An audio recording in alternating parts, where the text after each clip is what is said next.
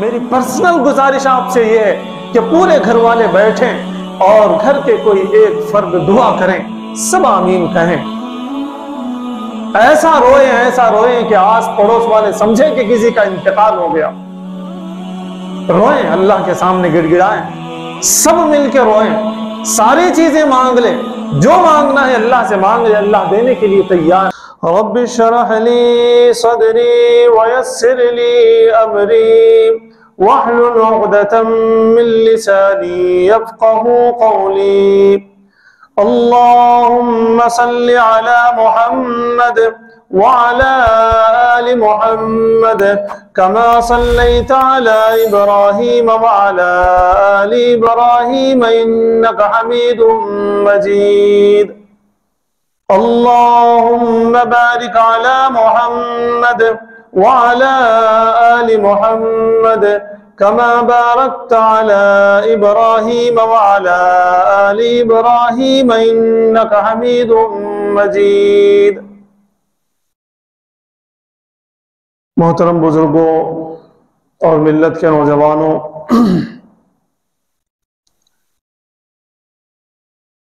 बहुत दिनों से, पूरे एक महीने से रमज़ान का रहमतों वाला, बरकतों वाला, नेमतों वाला, मग़फ़िरतों वाला, बख्शिशों वाला, इनायतों वाला महीना हम पर साया फिगन रहा।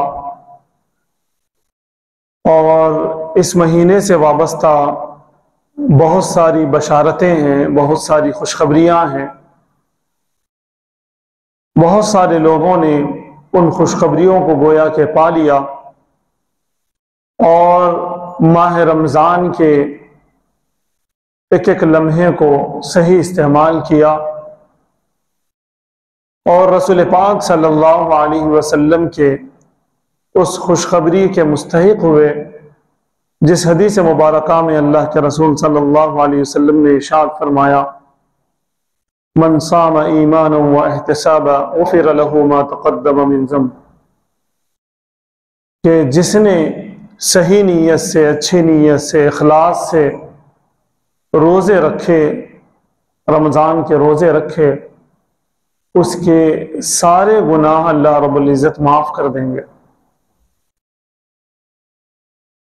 बहुत सारे लोगों ने तरावीह को पाबंदी से पढ़ा और खुशखबरियाँ हासिल की।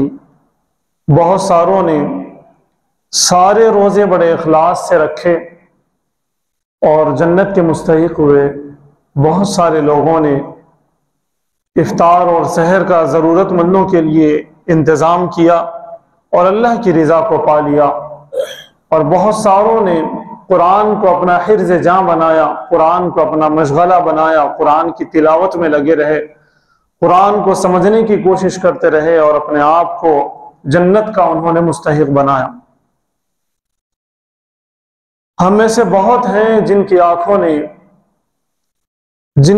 ने अपने आप पर जहन्नम को गोया के रमज़ान में हराम करार दे दिया, निगाहों का सही इस्तेमाल करके। बहुत सारों ने ज़ुबान का सही इस्तेमाल किया और अपने आप को जन्नत का मुस्तहिक बनाया। बहुत सारों ने अपने माल का सारा हिसाब किया और ज़कात अदा किया और अल्लाह के हवाले कर दिया कि मेरे माल की हिफाजत आपके हवाले है, और इंशाअल्लाह फिर अगले साल तक उनके माल को कोई टस से मस नहीं कर सकता, ना कारोबार में उनके नुकसान हो सकता है, न कोई लूटमार उनके दुकान और मकान पर हो सकती है, इसलिए कि उसका जिम्मा अल्लाह का है। बहरहाल मेरे नौजवान दोस्तों, ये रमज़ानुल मुबारक का एक पहलू है जिस पहलू में हम देखते हैं कि रहमतें ही रहमतें, बरकतें ही बरकतें, बख्शिशें ही बख्शिशें, मग़फ़िरतें ही मग़फ़िरतें, अल्लाह के इनामात ही इनामात। लेकिन एक और रुख रमज़ानुल मुबारक का है, वो बड़ा खतरनाक है। रसूल पाक सल्लल्लाहु अलैहि वसल्लम ने अपने मामूल के खिलाफ एक मर्तबा मिंबर पे चढ़ते हुए, आप जानते होंगे, अल्लाह के रसूल सल्लल्लाहु अलैहि वसल्लम ने आमीन फरमाया। 3 दफा अल्लाह के रसूल सल्लल्लाहु अलैहि वसल्लम ने आमीन फरमाया। एक सहाबी रसूल सल्लल्लाहु अलैहि वसल्लम ने सरकार दो आलम सल्लल्लाहु अलैहि वसल्लम से अर्ज गुजार हुए, पूछा, या रसूलुल्लाह सल्लल्लाहु अलैहि वसल्लम, आपका तो ये मामूल नहीं है, लेकिन ये क्या बात हुई? अल्लाह के रसूल सल्लल्लाहु अलैहि वसल्लम ने इरशाद फरमाया कि हजरत जिब्राइल अभी आए थे जब मैं मिंबर पर चढ़ रहा था। ये जो मिंबर है मेरे दोस्तों, इसकी बड़ी अहमियत है इस्लाम के अंदर, ये शिआर इस्लाम है। इस पे ठहर कर रसूल पाक सल्लल्लाहु अलैहि वसल्लम ने खुतबा दिया, खुलफा ने खुतबा दिया, सहाबा ने खुतबा दिया, ताबाइन ने, तबे ताबाइन ने, औलिया अल्लाह ने। मस्जिद ही बहुत अहम चीज है और उसमें ये जो मिंबर है, ये जो मेहराब है, इसका बड़ी इसकी फजीलत है, बड़ी इसकी अहमियत है। इस पे चढ़ते हुए अल्लाह के रसूल सल्लल्लाहु अलैहि वसल्लम ने कहा था आमीन। जब साहबी रसूल सल्लल्लाहु अलैहि वसल्लम ने पूछा तो कहा, अभी मैं जब मिंबर पर चढ़ रहा था जिब्राइल तशरीफ लाए थे और उन्होंने 3 बद्दुआएं की, मैंने आमीन कहा। रसूल पाक सल्लल्लाहु अलैहि वसल्लम ने इरशाद फरमाया, उन तीनों में से एक बद्दुआ ये थी कि बर्बाद हो जाए वो शख्स, बर्बाद हो जाए वो शख्स जिसने रमजान पाया हो और उसने अपने आप पर जहन्नम को हराम न कर लिया हो। जिसने रमजान पाया हो और जन्नत को अपने आप पर वाजिब न किया हो, वो हलाक हो जाए, बर्बाद हो जाए, तबाह हो जाए।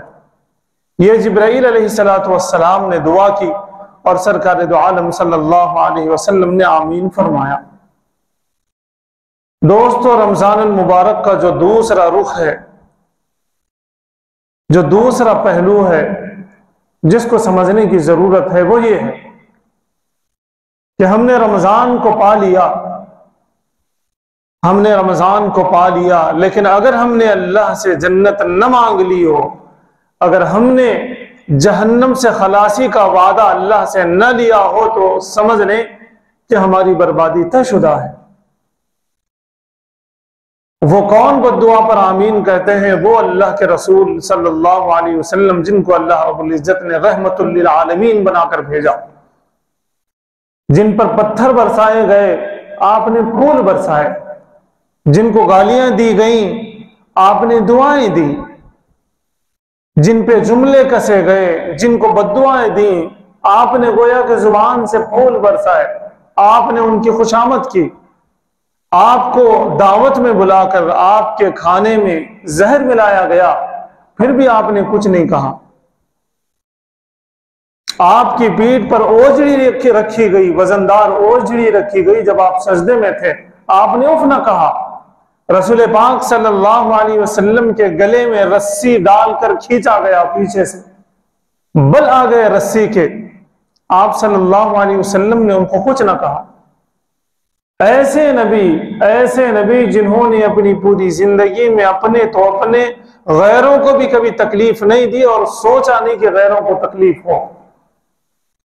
क्या आपको वो वाकया याद नहीं है? अल्लाह के रसूल सल्लल्लाहु अलैहि वसल्लम को खत्म करने के इरादे से एक आदमी आया था, आप सल्लल्लाहु अलैहि वसल्लम के घर मेहमान बना, आप सल्लल्लाहु अलैहि वसल्लम ने उसको अपने घर खिलाया, पिलाया और सुलाया।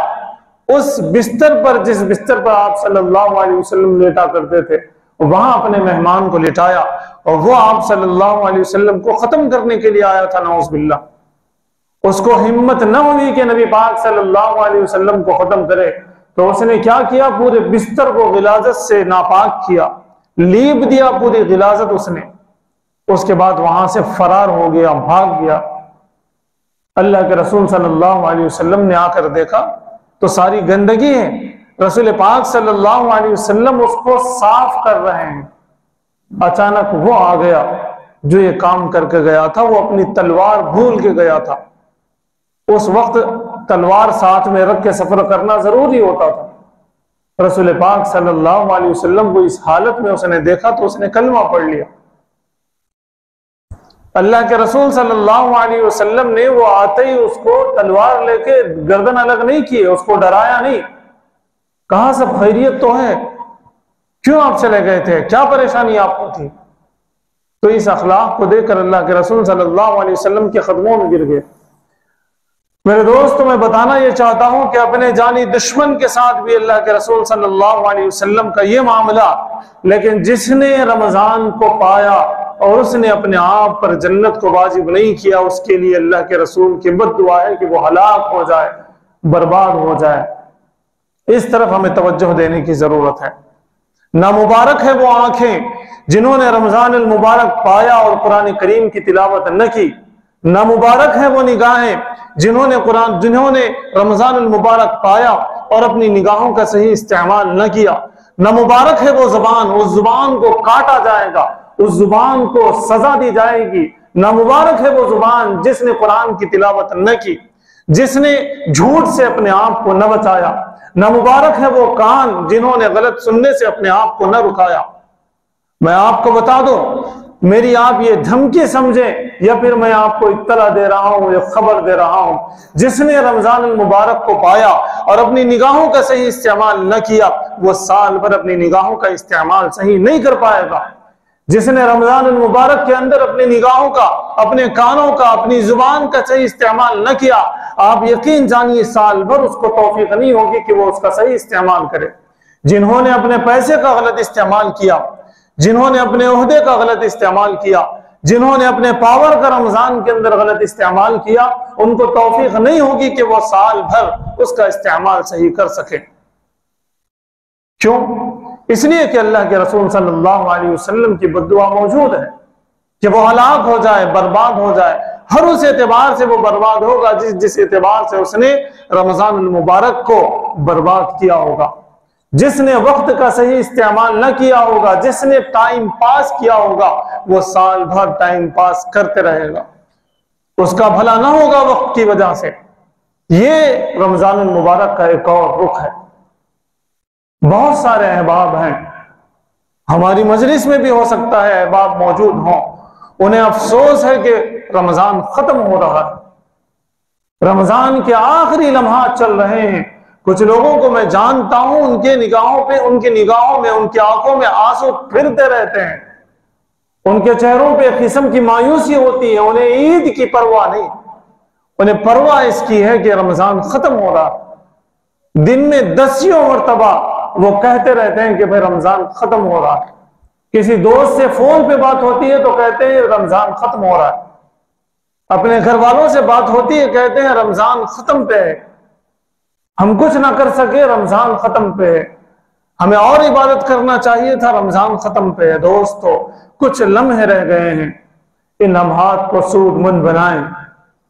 अपना वक्त कुरान करीम की तिलावत में, अपना वक्त लोगों की मदद में, अपना वक्त अल्लाह के जिक्र में, अपना वक्त रसूलुल्लाह सल्लल्लाहु अलैहि वसल्लम पर दरूद पाक भेजते हुए, अपनी निगाहों के सही इस्तेमाल के साथ, अपने जुबान के सही इस्तेमाल के साथ, अपने हाथ और पैर के सही इस्तेमाल के साथ, मेरे दोस्तों, ये बचा कुचा वक्त गुजारने की जरूरत है। वरना तो आज मामला हमारे घरों का, हमारी बस्तियों का, हमारे अपनों का, अच्छे खासे पढ़े लिखे लोगों का, वेल एजुकेटेड और वेल सेटल्ड लोगों का मामला आज मेरे दोस्तों ये है कि ईद की तैयारी में लगे हैं, रमजान के खत्म होने की कोई परवाह नहीं, निगाहों का सही इस्तेमाल ना हो सका, कोई परवाह नहीं, जुबान का सही इस्तेमाल ना हो सका, कोई परवाह नहीं, माल का सही इस्तेमाल ना हो सका, कोई परवाह नहीं, ज़कात का सही हिसाब ना हो सका, कोई परवाह नहीं। अब फिक्र है मेरे दोस्तों तो ईद की है, कैसे होगा, कैसे हालात क्यों नहीं आएंगे। मस्जिदें हमारी कितनी आबाद थी, हमारे घर में कितने कुरान पढ़े गए, हमारे घर में कितने लोगों की मदद की गई, हमारे घर के अपने जो झगड़े थे वो कितने खत्म हुए, कितना सूद का माल आता रहा वो कितना कम हुआ, घर में चुगलियां होती रही वो कितने कम हुए। इस पर हमारा कोई जो है लिहाज नहीं, इस तरफ हमारी कोई तवज्जो नहीं। हमें इस तरफ तवज्जो देने की जरूरत है। 20 रमजान हमारी जिंदगी में आए और चले गए, ना हमारी निगाहों का सही इस्तेमाल हमारी जिंदगी में आया, ना पैसे का सही इस्तेमाल हमारी जिंदगी में आया, ना हमारे रिश्तेदारियों में जो दरारें हैं वो खत्म हुई, ना भाई भाई के अंदर जो नाचाती है, भाई भाई के अंदर जो गुस्सा है, ना वो खत्म हुआ। न साले और बहनोई के जो झगड़े हैं वो खत्म हुए, किसी तरह की कोई तरबियत रमजान से हमने न लिया, तो मेरे दोस्तों ईद की जो हम खुशी मनाने के लिए तैयार हैं वो क्या माने रखती है? क्या हमें वो हदीस याद नहीं? क्या हमें ये नहीं मालूम है कि अल्लाह के रसूल सल्लल्लाहु अलैहि वसल्लम ने इरशाद फरमाया, बहुत से लोगों के लिए ये ईद खुशी का बाइस होगी और बहुत सारे लोग ऐसे होंगे ये ईद का दिन वईद का दिन होगा। जो फरिश्ते मेरे दोस्तों चौरस्तों पर ठहरे हुए रहेंगे, आपने सही सुना, और वो मुबारकबाद देंगे, आने जाने वाले ईदगाह को आने जाने वाले लोगों को मुबारकबाद देंगे, बच्चों को मुबारकबाद देंगे, नौजवानों को मुबारकबाद देंगे, बूढ़ों को मुबारकबाद देंगे कि मुबारक हो तुमने अपनी निगाहों का सही इस्तेमाल किया, मुबारक हो तुमने अपनी जुबान का सही इस्तेमाल किया, मुबारक हो तुमने पूरे रमजान का सही इस्तेमाल किया। लेकिन आप याद रखिए वो वईद किसके लिए होगी? अल्लाह के रसूल सल्लल्लाहु अलैहि वसल्लम ने जो बताया कि कुछ लोग ऐसे होंगे जो ईदगाह को चल रहे होंगे, लेकिन उनके लिए वईद होगी, उनके लिए फरिश्तों की बद्दुआ होगी। मेरे दोस्तों कहीं ऐसा ना हो कल ईद के दिन हम ईदगाह को चले, फरिश्ते एक एक चौराहे पर खड़े हुए रहें और उनकी बद्दुआ के हम मुस्तहिक हो जाएं, हमें वो यूं कहें तुम बर्बाद हो जाओ, तुमने रमजान को पाया लेकिन तुमने निगाहों का सही इस्तेमाल न किया, तुम बर्बाद हो जाओ, तुमको रमजान मिला लेकिन तुमने जुबान से कुरान की तिलावत न की, तुम बर्बाद हो जाओ, तुम्हें अल्लाह ने माल दिया लेकिन तुमने उसका सही इस्तेमाल न किया, ज़कात तुमने अदा न की, सही मुस्तहिक को तुमने न दिया। ओ देखो तुम्हारे पड़ोस में एक बेवा है, वो रो रही है और तुम हंसते हंसते आ रहे हो, तुम बर्बाद हो जाओ। देखो तुम्हारी बस्ती और तुम्हारे खानदान में यतीम बच्चे हैं, उनके बदन पर नए कपड़े नहीं है, उनके सर पे नई टोपी नहीं है, उनके पैर में नया चप्पल और जूता नहीं है और तुम इतराते हुए आते हो, तुम बर्बाद हो जाओ। मेरे दोस्तों अगर ये ऐलान होता रहा फरिश्तों के जरिए, तो आप बताइए हमारा ये रमजान गुजरना क्या हमारे लिए खैर का बाइस होगा? कुछ वक्त बचा है मेरे दोस्तों, कुछ वक्त बचा है, इस वक्त को सूदमंद बनाएं। अगर हमसे कुछ गलतियां हुई हैं, अगर हमने किसी भी एतबार से रमजान को सही नहीं गुजारा है, तो मेरे दोस्तों हमें अल्लाह से तौबा करने की जरूरत है। बहुत कम वक्त है। मैं इस तरफ तवज्जो दिलाना चाहता था, दो चीजें और हैं जिस तरफ मैं तवज्जो दिलाना चाहता हूं। उसमें से दूसरी ये कि आज की जो रात है बहुत अहम रात है, तकरीबन कंफर्म है कि कल ईद होगी, तो चांद रात जो होगी वो बहुत अहम रात है। बहुत सारे हमारे महबूब नगर के नौजवानों के बारे में मुझे मालूम है कि चांद रात को चार मीनार हो जाते हैं, शॉपिंग करने के लिए कुछ जाते और कुछ दूसरे मजे लेने के लिए जाते। अल्लाह की पनाह, चांद रात की जो रात है मेरे दोस्तों, रसूल पाक सल्लल्लाहु अलैहि वसल्लम की हदीस मुबारक है, ये लैलतुल जायजा है। इस दिन जो मांगोगे अल्लाह रब्बुल इज्जत इनायत करेंगे, जो मांगोगे अल्लाह रब्बुल इज्जत अता करेंगे। महीना भर हमने मजदूरी की जैसे तैसे, आज इनाम की रात है, आज की रात अल्लाह रब्बुल इज्जत मजदूरी देंगे कि लो जो मांगना है मांगो, मैं अरहमुर राहिमीन हूं। तुमने निगाहों का गलत इस्तेमाल किया होगा, तुम माफी मांगो, मैं माफी दे दूंगा। तुमने जुबान का गलत इस्तेमाल किया होगा, तुम माफी मांगो, मैं तुम्हें माफी दे दूंगा। तुमने वक्त का गलत इस्तेमाल किया होगा, तुम उससे माफी मांगो, मैं तुम्हें दूंगा। ये अल्लाह रब्बुल इज्जत मेरे दोस्तों आज की रात कहते हैं, फरिश्तों से कहलवाते हैं। हमने महीना भर गलत इस्तेमाल किया और चांद रात को हमने अपना वक्त फिर बर्बाद किया। आखिरी चांस था, हमने हर मर्तबा उसको भी गंवा दिया। इस मर्तबा मेरे दोस्तों गुजारिश है इस बात की कि इस लैलतुल जायजा को बाज़ाब्ता दुआओं में लगें। जो मांगना है अल्लाह से मांगे, अल्लाह देने के लिए तैयार हैं। आप मांग के तो देखें, हम मांग के तो देखें, अल्लाह रब्बुल इज्जत देंगे। उस दुआ में हम अपने छोटे छोटे बच्चों को भी बिठाएं, हम अपने घर के बड़े बूढ़ों को भी बिठाएं और उनके वास्ते से मांगे। वास्ता दें उन छोटे छोटे बच्चों का, वास्ता दें उन बड़े बुजुर्गों की सफेद सफेद दाढ़ियों का। अल्लाह रब्बुल इज्जत को बहुत पसंद है सफेद बाल, अल्लाह उन्हें बख्श देते हैं। अल्लाह उन्हें माफ कर देते हैं, उनके वास्ते से भी हमें माफ कर देंगे। मेरी आपसे पर्सनल गुजारिश ये है, आज की रात जो ईद की रात होगी, चांद रात होगी, उस रात खूब एहतमाम करें, अल्लाह से मांगे अपने लिए, अपने बच्चों के लिए, अपनी बच्चियों के लिए, अपने माल के लिए, सारी चीजें मांगते रहें। अपना दीन मांगे, नमाजें मांगे, दीनदारी मांगे, पर्दा मांगे, आगे आने वाला रमजान मांगे, रमजान का सही इस्तेमाल मांगे। इस रमजान में किसी तरह की कोई कोताही हुई हो तो दोस्तों उसकी माफी भी मांग ले, अल्लाह रब्बुल इज्जत माफ करेंगे। मैंने इससे पहले भी कहा था, मैं आज भी कह दूं, हजरत मौलाना सज्जाद नोमानी साहब दामत बरकातुहुम कहते हैं, नौजवानों तुमसे कुछ गलती हो जाए अल्लाह से माफी मांगो, तौबा कर लो, अल्लाह तौबा करने के लिए तैयार है। फिर से तुमसे गलती हो जाए फिर तौबा करो, फिर तुमसे गलती हो जाए फिर तौबा करो, तुम्हारी मौत तक अल्लाह रब्बुल इज्जत तुम्हें माफ करेंगे। अल्लाह रहमुर राहिमीन है, अल्लाह माफ करेंगे। गुजारिश आपसे यह है कि हम दुआओं का एहतमाम करें। ये ना समझें कि आपको मांगने नहीं आता, आप हाथ तो उठाएं, आप खुद से मांगने की कोशिश तो करें। एक फार्मूला मैं आपको दूंगा, आपको रोना जरूर आएगा। आप अल्लाह से कहेंगे, आए अल्लाह मैंने ये गुनाह किया, ये गुनाह किया, ये गुनाह किया, आपने दुनिया से ये गुनाह छुपाया, आपका शुक्र है, मुझे माफ कर दीजिए, आगे मैं गुनाह नहीं करूंगा। आप अपने गुनाहों को याद करें। कितने ऐसे गुनाह हमारे हैं जिनको अल्लाह रब्बुल इज्जत ने छुपाए रखा है। वरना तो दोस्तों उलमा इकराम कहते हैं कि अगर बाप को बेटे के सारे गुनाह मालूम हो जाए तो घर से बाहर कर दे, बीवी को अपने शौहर के सारे गुनाह मालूम हो जाए तो करीब आने ना दे, औलाद को अपने बाप के सारे गुनाह अगर समझ में आ जाए और दिख जाए और रियलाइज हो जाए तो बाप को घर से निकाल दें। इतने हम गुनहगार हैं, फिर भी अल्लाह रब्बुल इज्जत ने हमारे गुनाहों को छुपाया है। हम अल्लाह से मांगे कि मैंने ये गुनाह किया, मैंने ये गुनाह किया, मैंने ये गुनाह किया, मैंने ये भी गुनाह किया, ऐ अल्लाह मुझे माफ कर दीजिए।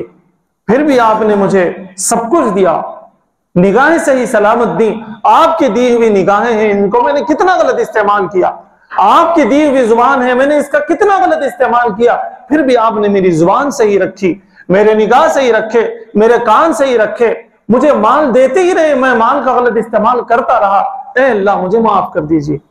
आइंदा के लिए तौबा करें और अल्लाह से खूब माफी मांगे। ये मेरा दूसरा आज का पैगाम था। तीसरा और आखिरी पैगाम 2-4 मिनट में मैं आप हजरात के गोशे गुजार करूं। दोस्तों सदक़तुल फित्र के बारे में आप सुनते रहते हैं और हम सुनते रहते हैं कि ये महीना गमख्वारी का महीना है, हम सुनते रहते हैं कि ये महीना लोगों की मदद करने का महीना है, हम सुनते रहते हैं कि ये वो महीना है जिस महीने में हमें कमजोरों की मदद करना चाहिए, बेवाओं की मदद करना चाहिए, यतीमों की मदद करना चाहिए। लेकिन दोस्तों अमल नदारत है, हम अमल नहीं करते। हमारे खानदान में कितनी बेवाएं हैं, हमने उनका ख्याल न किया। कितने यतीम बच्चे हैं, हमने उनका ख्याल न किया। हमारी अपनी बस्ती में कितनी बेवाएं हैं, कितने बेरोजगार हैं, कितने माजूर हैं, करना चाहते हैं कुछ लेकिन कर नहीं पाते, मेहनत करते हैं लेकिन कमा नहीं पाते। कितनी औरतें ऐसी हैं जिनके घरों में मर्द नहीं है, उनके शौहर कब्र में लेटे हुए हैं, उनका क्या जुर्म है। मैं बताना यह चाहता हूं कि हमने अपनी ईद की शॉपिंग के लिए बहुत कुछ तलाश कर लिया,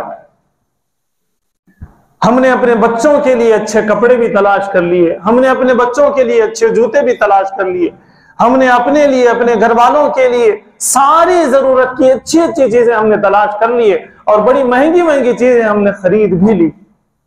लेकिन मैं आपकी तवज्जो दिलाना चाहता हूं इस तरफ, जिनके घर, जिन बच्चों के घर उनका बाप मौजूद नहीं है कि उनको भी कुछ दिला दे, जिस औरत के घर उसका आदमी मौजूद नहीं है कि उसके लिए कुछ दिला दे, ऐसे घरों की तरफ, ऐसे बच्चों की तरफ और ऐसे बेवा औरतों की तरफ मेरे दोस्तों मैं तवज्जो दिलाना चाहता हूं। हमारे पास लिस्ट नहीं है, हमें मालूम नहीं है, हम अनजान बनना चाहते हैं। हमारे मोहल्ले, हमारे बस्ती और हमारे खानदान में जो बेवाएं हैं मेरे दोस्तों, उनका ख्याल करें। कहीं ऐसा ना हो कि उस बेवा के आंसू गिरने की वजह से हमारी ईद वईद में तब्दील हो जाए। कहीं ऐसा ना हो कि हमारे छोटे छोटे बच्चों को सजदा संवरता देखकर, ईदगाह में देखकर, ईदगाह को चलते देखकर, कहीं गली मोहल्ले में देखकर कोई यतीम बच्चे के आंसू न ढल जाए कि इसके पास तो इसके वालिद है, इसको सब कुछ दिला रहे, हमारे बाप तो मौजूद नहीं। उस बच्चे के आंसू अगर ढल गए तो आप समझ लीजिए कि हमारी शामत आएगी। मैं नौजवान बच्चों को तवज्जो दिलाना चाहूंगा, जिन नौजवानों के पास इतना पैसा नहीं है कि वो कुछ खरीद सकें, इतना पैसा नहीं है कि वो अपने घर वालों के लिए कुछ खरीद सके, तो आप उसके जो दोस्त हैं, आप पर जिम्मेदारी है कि आप उसको अपने साथ ले जाएं, अपने जूती के साथ उसको भी जूता दिलाएं, अपनी टोपी के साथ उसको भी टोपी दिलाएं। मैं आपसे कहना चाहता हूं कि आपकी बहन के लिए आप जब दुपट्टा ले रहे हो, आप अपने उस यतीम बहन के लिए भी दुपट्टा लें जिसको देने के लिए उसका भाई नहीं है, उसका बाप मौजूद नहीं है। आप अपनी बीवी और अपनी अम्मी के लिए अगर आप साड़ी लेते हो, आप कुर्ता लेते हो, आप जो चीज आप लेते हो, तो आपको जहन में उस बेवा को भी जहन में रखना होगा जो आपके खानदान की है, आपकी मामी है, आपकी चाची है, आपकी फूफी है, कोई आपके रिश्तेदार हो, कोई बहन हो, कोई भी हो जो आपके खानदान में बेवा है, उसको आप जहन में जरूर रखें, उसके लिए जरूर ले लें। अगर आप उसके लिए न लेंगे और वो पुराने कपड़ों पर ईद करेंगी या फिर मजबूरी से खरीदेगी, अपने खाने सौदे के लिए पैसा था, अपने बच्चों के लिए खरीदना पड़ रहा, बच्चों की फीस के लिए पैसा रखा हुआ था लेकिन ईद में खरीदना पड़ रहा, कपड़े खरीदना पड़ रहा, अगर ऐसा कुछ हो गया तो मेरे दोस्तों फिर ये ईद हमारे लिए ईद नहीं होगी, हमारे लिए वईद होगी, हम पर लानतें होंगी फरिश्ते की। बस मैं इन दो तीन चीजों की तरफ आपकी तवज्जो दिलाना चाहता था। नंबर एक ये कि रहा सहा जो वक्त है उसको हम सही गुजारें।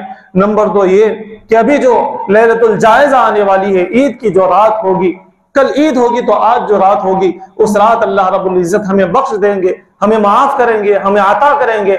हमें हमारे लिए जरूरी है कि हम अल्लाह से दुआएं मांगने का घर में भी माहौल बनाएं, मस्जिदों में भी माहौल बनाएं, जहां हो सकता है माहौल बनाएं।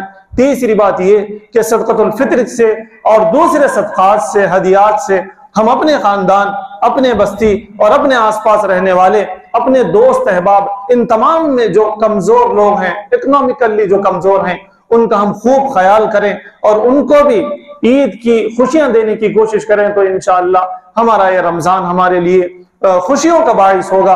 वरना अल्लाह के रसूल सल्लल्लाहु अलैहि वसल्लम ने जैसा फरमाया कि बर्बाद हो जाए वो जिसने रमजान को पाया और उसने अपने आप पर जन्नत को वाजिब न किया।